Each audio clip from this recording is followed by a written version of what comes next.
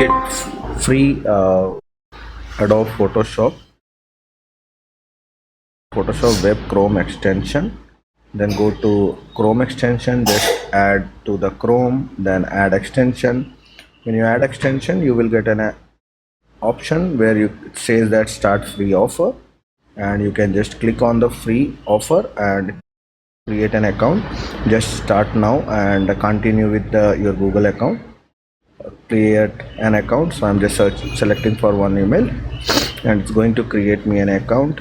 And sometime it don't create, just refresh, it will work, or sometime it will goes directly to the new account.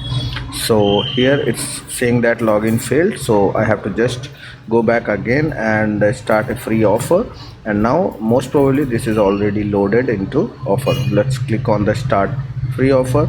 Now you can see that my 12 months free Photoshop offer is live. So you use it, it's only valid till 8th December. So claim it, 1 year Adobe Photoshop for free now.